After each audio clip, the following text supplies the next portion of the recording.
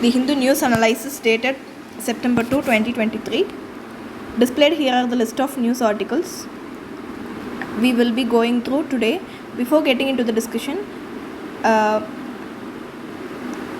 do subscribe to our channel for more updates. Let us start the discussion.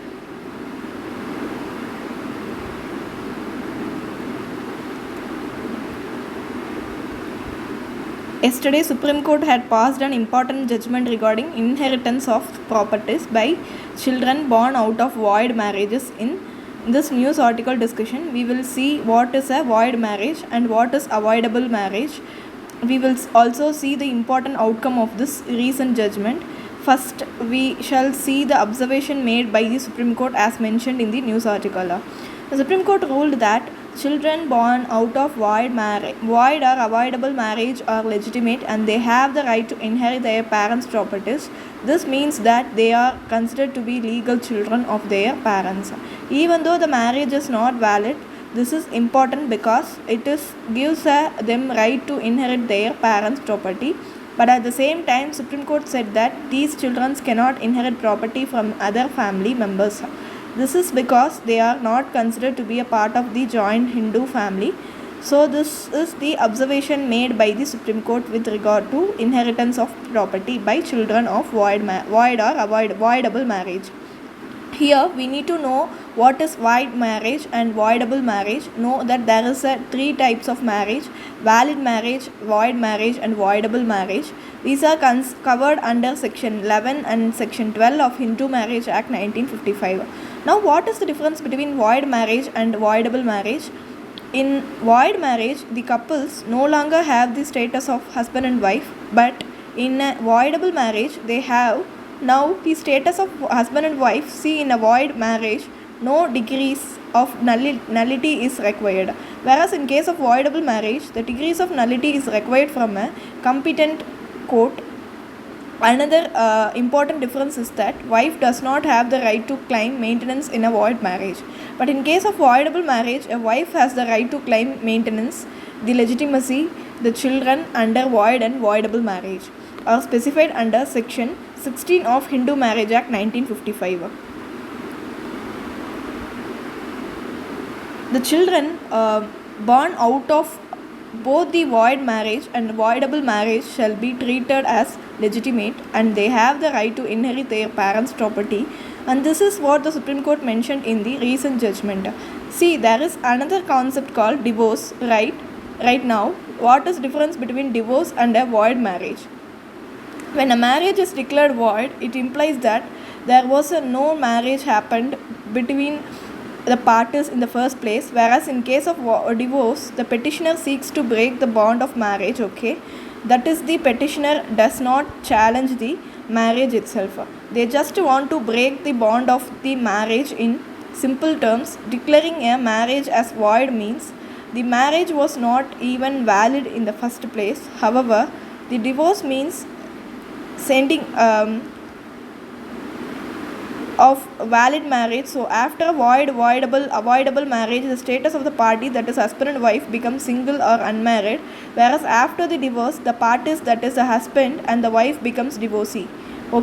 This is the difference between void marriage and divorce. So in conclusion, in our discussion, we saw what are the important observations made by the Supreme Court in the case regarding void marriage, and we also saw what is void marriage and voidable marriage. We saw the difference between a void marriage and the divorce. That is all regarding this discussion. Let us conclude this discussion, take up a next news article. Look at this news article. Recently, Haryana Deputy Chief Minister said that if tax buoyancy continues, then the GST Council will be able to reduce the GST tax rates. This is about the news article. In this context, let us try to understand some basic concepts in economy like tax buoyancy and factors controlling tax buoyancy. Firstly, what is tax buoyancy? Tax buoyancy is a measure of responsiveness of tax revenue to change in the GDP. So in simple words, it is nothing but the ratio of change in the tax revenue to the change in the GDP. Let me help you understand this concept with a simple example. Say in particular year, the GDP increases by 10% and the tax revenue also increases by 10%. As we know, the tax buoyancy is a ratio of change in GDP to change in tax revenue. By this formula, the tax buoyancy is 1. However, in the same year, if the tax revenue increases by 15 instead of 10%, then the tax buoyancy becomes 1.5. This means that the tax system is able to generate more revenue as the economy grows. Government all over the world prefer to have a tax system with higher tax buoyancy. On one hand, will help them generate more revenue, and at the same time having a higher tax pay on will not put additional pressure in the form of tax rate increase in the consumers or in the common people. This is about the tax buoyancy. See, there are a number of factors that can affect the tax buoyancy. Let us see them one by one. The first is the progressiveness of the tax system. A progressive tax system means the tax rate increases as the income increases. This means that the higher income earners will pay a larger share of the taxes, and so the tax system will be more buoyant. For example, the income tax system in India is progressive, which means that it has a higher tax for higher income earners. Second factor is the efficiency of tax administration. A tax administration that is efficient and effective will be able to collect more taxes, so the entire tax system will be more buoyant. For example, the tax administration in India is relatively efficient, which is why the tax buoyancy in India is higher than in many other countries. The third factor is government policies. Government policies can also affect the tax buoyancy. For example, if the government introduces tax cuts, this will reduce the tax buoyancy. However, if the government increases the tax, it will increase the tax buoyancy.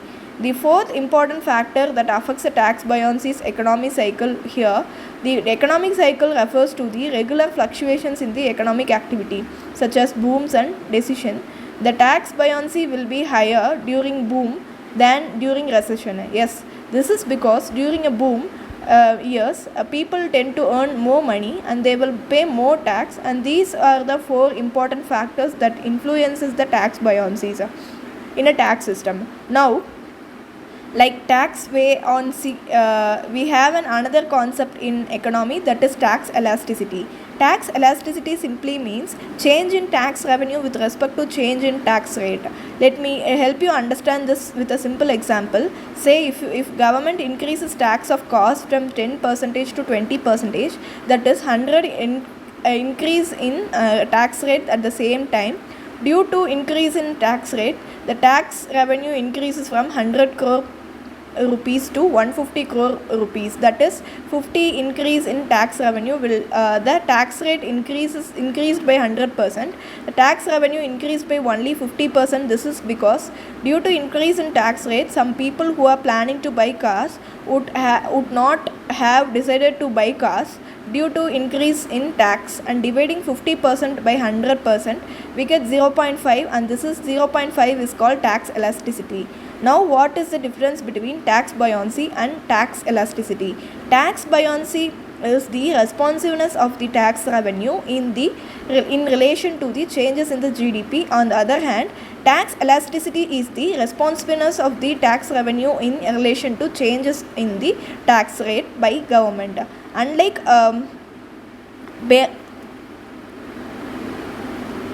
Unlike buoyancy, which is related to GDP, the elasticity is related to the tax rates. Okay. Now, coming to the conclusion, see, the tax buoyancy and tax elasticity are important for government because it will help determine their tax revenue, as buoyant tax system will help government to meet their revenue targets without increasing the tax rate, and it will also help the policymakers to make a better decision about the tax policy. So that's all regarding this discussion. In this discussion, we covered two basic concepts in economy, that is tax buoyancy and tax elasticity. Now, with this, let us conclude this discussion and take up the next news article. Now, take a look at this editorial article. This article analyzes the economic growth of India in the first quarter of 2023. It says that India's GDP grew by 7.8% in the first quarter of 2023. This is the highest growth in the last 4 quarters. The article also highlights the potential challenges ahead of India's GDP growth. So, in our discussion, we shall cover the important points mentioned in the editorial article. In order to understand the article, we must familiarize ourselves with basic terms like GDP and GVA. Here, GDP stands for Gross Domestic Product. GDP refers to the total value of goods and services that are produced within the domestic territory of a country. In other words, GDP is the market value of all the final goods and services produced within the boundary of a nation during one particular year. Note that during GDP calculation, we only take into account the final goods and we do not consider the intermediate goods for the calculation. This is because if we include intermediaries, it will lead to double counting of the values of the goods. For example, let us take a car. See, to manufacture a car, we need intermediary goods like engines and other electrical components. Once the car is manufactured, the final value of the car is arrived at by including all the components of the car. Now what happens when we include the value of these intermediaries in the GDP calculation? See, when we include the value of intermediary goods in GDP calculation, the value is double counted while including the final value of the curve. So to avoid this double counting, only the GDP takes into account only the final value of the goods and services produce. Also remember, in GDP calculation, income generated by foreigners in a country is included, but income generated by nationals of our country outside the territory of our country is not included. Okay, this is all about GDP. Now let us see what is GVA. GVA stands for gross value added. Is used to calculate the total value added to a particular goods and services. To put in simple words, GVA measures the value of goods and services produced in an economy after deducting the cost of inputs and raw materials used in the production process. For example, let us assume that a bakery produces a bread using a wheat procured from the farmer. Assume that for making one bread, 1 kg of wheat is used and the bakery produces 1 kg of wheat at rupees 10 from the farmer. Now after procuring the wheat, the bakery adds some value like grinding of wheat, baking it into bread. After making the bread, the bakery sells the bread at the rate of rupees 20. Now during the GVA calculation, we only take into account the value error, that is we have to deduct the cost of the raw material. So when we deduct the cost of the raw material, the value addition would stands at rupees 10. This is how gross value added is calculated. Now let us discuss the important points mentioned in the news article regarding India's economic growth. As we just saw, India's GDP grew at 7.8% in the first quarter of 2023. This is slightly lower than 8% growth estimated by the Reserve Bank of India. The RBI has projected a growth of 6.5% for the full year of 2023 to 2024. But the months ahead could be challenging due to the global factors and domestic pressures. First, we will see about the global factors. The global economy is currently undergoing various obstacles like the war in Ukraine and rising inflation and slowdown in China. These headwinds would impact India's export and the manufacturing sector. Now let us see the domestic pressure. India is also facing number of domestic pressures like rising inflation and possibility of weak monsoon, and these pressures could impact consumer spending and agriculture production. Ultimately, the article says that the economic growth of India's different sectors in the first quarter of 2023 was quite mixed. The farm sector and service sector grew well, but the manufacturing and private investment are struggling overall. The article says that the outlook of India's economic growth in coming months is certain. However, the government and the RBI are taking steps to mitigate the impact of global pressure and domestic pressures on GDP. GDP growth. This is all GDP growth. This is all about the contents mentioned in the editorial. With this, let us conclude this discussion and take up the next news article. Take a look at this editorial article. As the title itself hints, the editorial article talks about China's economic slowdown and its impact. The article tries to explain various causes that have led to the present day economic challenges in China. We will see the points mentioned in the article in detail in our discussion. Today, before getting into the discussion, I have highlighted the syllabus regarding this discussion. You can go through it, see the problems in the Chinese economy started way back in 2007 itself. In 2007, the then Chinese premier highlighted the various issues in the Chinese economy. Now let us see the issues highlighted by the Chinese premier. The first one is unstable economic growth. Chinese premier identified that the country's economic growth was unstable. This instability was attributed to the factors such as excessively high investment growth, excessive extension of credit, and excessive liquidity of the currency, and these factors contributed to an unsustainable economic environment. The second cause is unbalanced development.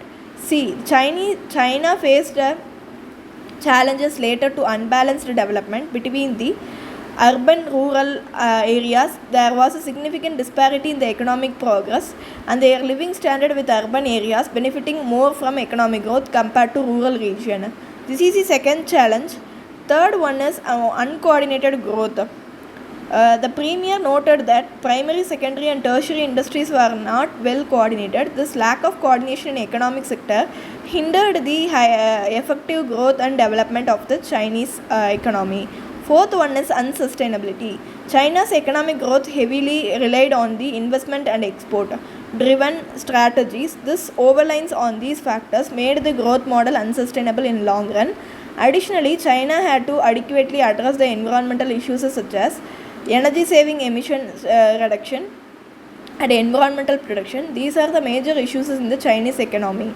In 2007, highlighted by the Chinese premier, and China tried to address these issues. To address these economic challenges, China implemented various strategies and initiatives. Now let us see the strategies. First one is to boost the domestic consumption. The Chinese government aimed to increase the domestic consumption to reduce the reliance on export. This involved encouraging Chinese citizens to spend more of their incomes on goods and services so as to stimulate the domestic demand. Second step taken was reforming the institutional obstacles. These reforms were aimed to make business environment more conducive for both domestic and foreign investment. This was aimed at making investment more inward and into Chinese economy. The third one is innovation. To achieve the sustainable growth, China sought to encourage intellectual and technological innovations, investment in research and development as well as education played a crucial role in fostering investment. In fostering innovation, the next strategy is energy conservation and the emission reduction. See, China recognized the importance of addressing environmental concerns. Efforts were made to promote the energy saving practice, reduce emissions and enhance the environmental protection measures. These were the steps taken by China, and did it work? It definitely did. China started witnessing double-digit economic growth for some time, but in 2008 it all came crashing down due to 2008 global financial crisis. The Chinese government, to keep the economy afloat, decided to act it started investing heavily in infrastructure. China invested heavily in railways, highways and energy sector. This strategy aimed to spread prosperity more evenly across the country, and it also aimed to stimulate the economic activity. The Chinese economy continued to grow despite the global economic downturn due to heavy capital investment made by the Chinese government, but the strategy also started having some issues from 2012. That is when Xi Jinping came to power. Now we will see the challenges faced by China since 2012. The first one is lack of regularity in the oversight during Xi Jinping leadership. The Chinese financial market suffered due to lack of regularity oversight. Loans to businesses were often distributed based on personal relationship rather than strong financial sense.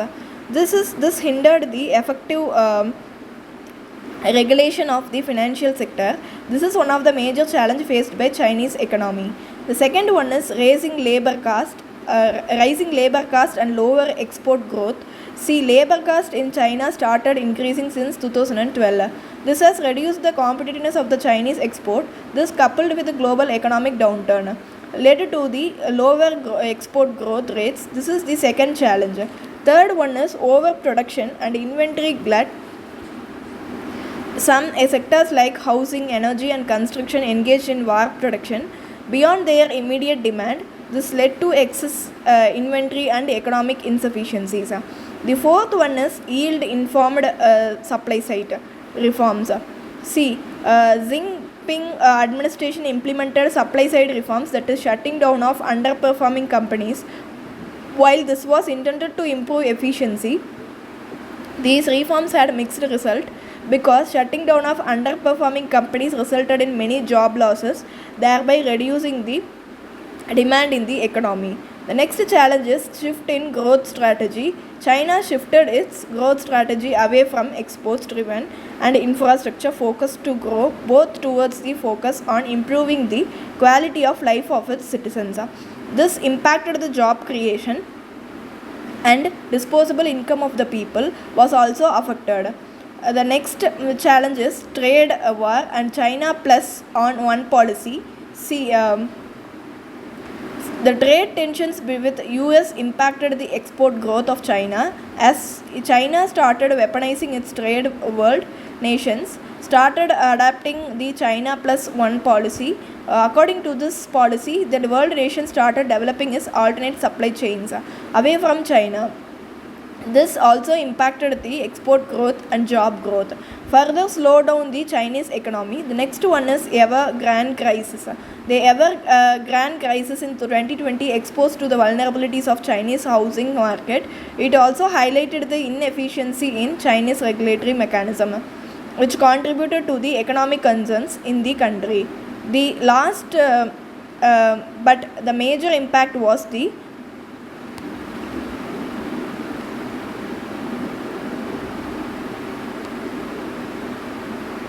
policy and introduced stringent measures in response to COVID-19 pandemic.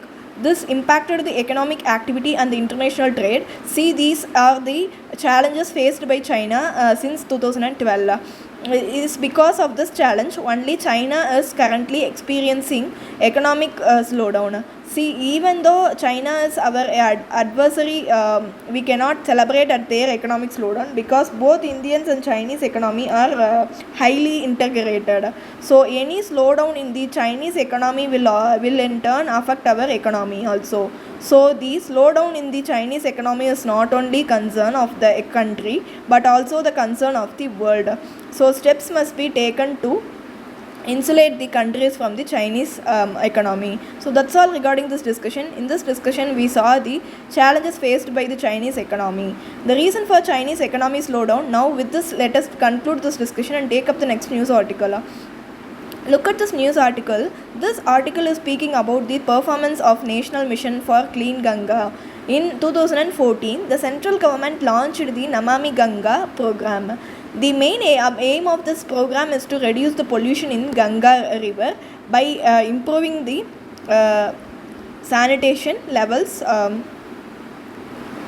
Apart from this, along the river, apart from this, the program also aims to conserve and regenerate the polluted Ganga river.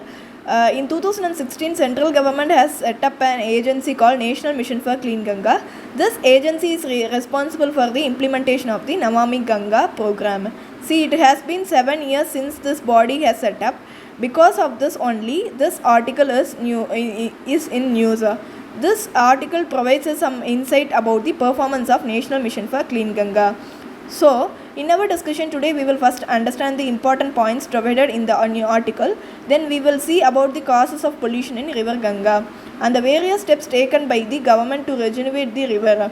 Now let us see the important points from the article. The main objective of the Namami Ganga program is to ensure that there is no untreated sewage flow into the Ganga river. This is because untreated sewage flow contributes to the largest amount of pollution in Ganga river. So the National Mission for Clean Ganga has installed the several sewage treatment plants in 5 states where Ganga flows. The states include Uttarakhand, Uttar Pradesh, Bihar, Jharkhand, West Bengal. See, the installed sewage treatment plants are capable of only treating 20% of the total sewage generated in these 5 states, the Namami Ganga program was launched in 2014. The 9 years has been passed since, and now only 20% of these generated sewage is treated, and the rest 80% are left into the Ganga untreated. This is as states of affairs. However, some officials from the National Mission for Clean Ganga said that the sewage treatment is expected to increase to about 33% by 2024 and 60% by 2026. This is one of the important data provided in the article. The news article also mentions that there is an improvement in the water quality along the Ganga river. The article says that there was a rise in the population of dolphins and the Indian carps in the Ganga. The population of dolphin has risen from 2000 to 4000. These dolphins are now spotted on the new structures where they have been not found before. Apart from this, the fishermen also reporting an increase to presence of Indian carp. See, Indian carp is a fish species that only thrives in the clean waters. So if these facts are correct, we can conclude that the water quality in Ganga has improved to some extent. Due to Namami Ganga program, this is all about the points given in the news article. Now we will first see about the causes of pollution in river Ganga. First and foremost cause of pollution is the untreated seawater. In a day, nearly 11,765 million liters of sewage are being generated in the Ganga basin states. Mostly the sewage are let out in the Ganga untreated. This affects the water quality and the living organisms in the river. As we saw already, only 20% of the sewage is now treated in plants. So sewage is still a major contributor to the pollution in the Ganga. The second main cause is discharge of untreated waste from business units. A large number of business units present along the Ganga, like textile industries, slaughterhouses, hospitals and chemical plants. They dispose of their untreated waste directly to the Ganga river despite some vigilant mechanisms. The businesses has still illegally dumping their waste into the river. This is the second major cause of pollution. The third cause is cutting off the natural flow of river. There are some dams and barrages present along the Ganga. These structures are obstructing the natural flow of Ganga river. See, if the natural flow of river is not cut off, the pollutants will keep on moving and they will end up in the river. See, there might be less pollution in Ganga when the river is left to flow unobstructed, but obstructing the natural flow of river does not allow the pollutants to move, which aggravates the already existing pollution. The fourth cause is agricultural runoff in the Ganga basin. Most of the farmers are using tremendous amount of fertilizer to get better yield during rainy seasons. These fertilizers are washed off and they ultimately end up in the river. This causes eutrophication in the Ganga river, affecting the overall health of the river. The last major cause is disposal of dead bodies and ashes into the Ganga for religious reasons.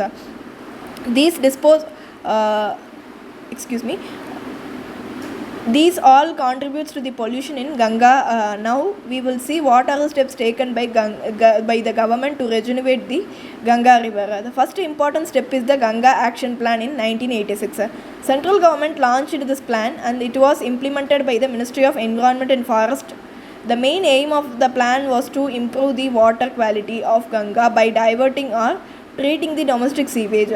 The plan also aimed to prevent the toxic and industrial chemical waste from entering into the river. It was carried out in various phases across the Ganga basin. The state Ganga Action Plan has brought out some outcomes, but it was not that significant, and the plan was finally discontinued in 2000.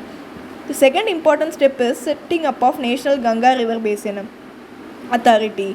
It was established by the central government in 2009 under the Environment Protection Act 1986. It was chaired by the Prime Minister. This body was responsible for planning, financing and implementing the projects to resonate the Ganga river. This body also has done some significant work in cleaning of the river. Ganga until 2014, this body functioned under the Environment Ministry, and in 2014 it was transferred to the Ministry of Water Resources, that is the Ministry of Jal Shakti. Subsequently in 2016, this body was replaced by National Mission for Clean Ganga. It is now acting as the implementing agency for the Namami Ganga program. And the final important step is the launching of Namami Ganga program in 2014. The central government launched this program. It is an integrated mission that aims to reduce the pollution in the Ganga river. It aims to conserve and regenerate the polluted river at the same time. The program was set with total budgetary outlay of rupees 20,000 crore. It is being implemented in 5 Ganga basin states. As we saw earlier, the National Mission for Clean Ganga is the implementing agency of the Namami Ganga program. This agency works with the state government to formulate the plans to clean the Ganga. Now, what are all the works carried out under the Namami Ganga program? The first sewage treatment plants are constructed under the program to treat the domestic sewage before letting it into river. Secondly, a monitoring mechanism has been established to monitor the industrial affluences that are flowing into the river. Thirdly, the afforestation practices have been carried out along the banks of the river to overcome the river erosion. And finally, public awareness has been created to reduce the pollution in the river. These are some of the works carried out by the Namami Ganga program. This article that we are discussing are highlighted the performance of the program as well as. Okay, so that's all regarding this discussion. In this discussion, we saw about the performance of Namami Ganga program, and then we saw about the cost of pollution in Ganga and the step taken by the government. Now with this, let us conclude this discussion. Take up the next news article. Look at this news article. This news article is about Project 17A. The Project 17A, which is also called Project 17 Alpha frigates, was launched by the Indian Navy in 2019. The project was launched to construct a series of stealth-guided missile frigates.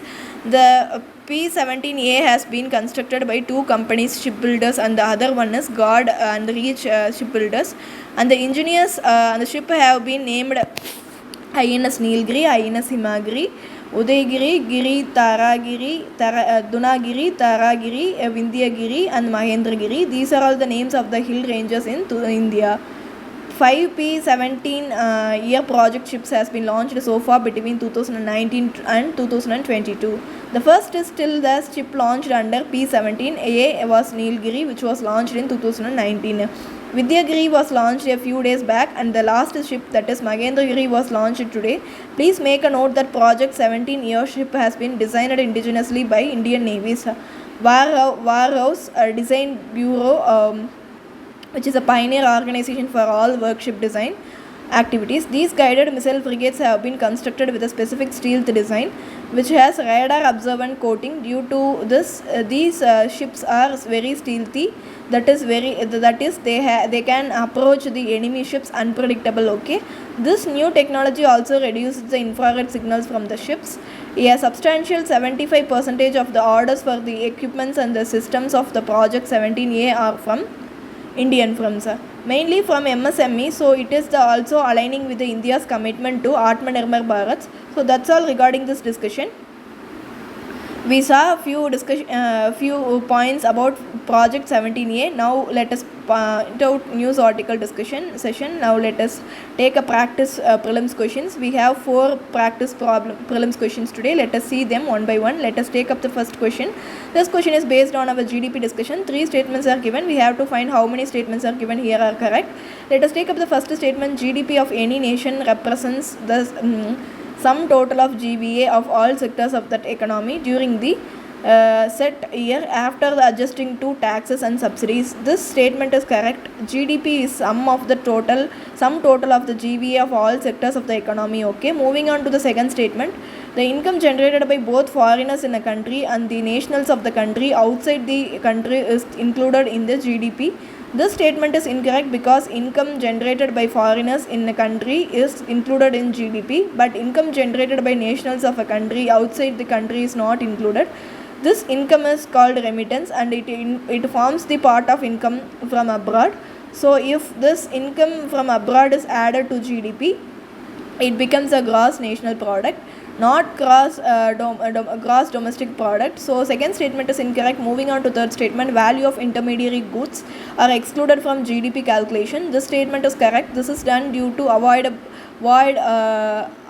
double calculation. So statement 1 and statement 3 are correct here. So the correct option is option B. And this 2 question. Moving on to second question, which of the following statement is incorrect regarding Mitraksha law of inheritance? Right, let us take up the first option. Under Mitraksha law, only male members of a Hindu family are co-partners. This statement is correct. Under the Mitraksha law, only male members of the Hindi family are co-partners, whereas co-partners means a person who has a share in the inheritance. Daughter are not co-partners under the Mitraksha law. The 1956 Hindu Succession Act was submitted in 2005. The women were recognized as co-partners. We know the second option, in a Hindu undivided family, several legal heirs through a generation can exist jointly. This statement is correct. Moving on to the third option, Mitraksha school of Hindu law was codified as Hindu Succession Act 1956. The statement is also correct. Moving on to the last statement, it is observed that in all part of India, the statement is incorrect. Mitraksha school Hindu law is followed in every state in India except of all Assam's fourth statement is incorrect. The question is asking about the incorrect statement. So the option here is D. Moving on to the next question, the measure of change in tax revenue with respect to change in tax rate is option C, tax elasticity. This we saw in the discussion itself. Moving on to the last question, this question is based on our project 17. Three statements are given. We have to find how many of the correct. Let us find the first statement. The project is launched to construct a series of stealth guided missile warships, and the statement is correct. Moving on to second statement, it has a specific technology that has a radar observant coatings and low observable mechanism. The statement is also correct. Moving on to the third statement, the technology used to decreases the infrared signals of the ship. The third statement is also correct. Since all the statements are correct, the correct answer here is option C, all the three. The mains questions based on the today's discussion are displayed here. Interested aspirants can write your answers and post it in the comment section. If you liked the video, like, comment and share with your friends. For more updates regarding the UPSC preparation, subscribe to our UPSC IAS channel. Thank you for listening. Thank you. Have a nice day.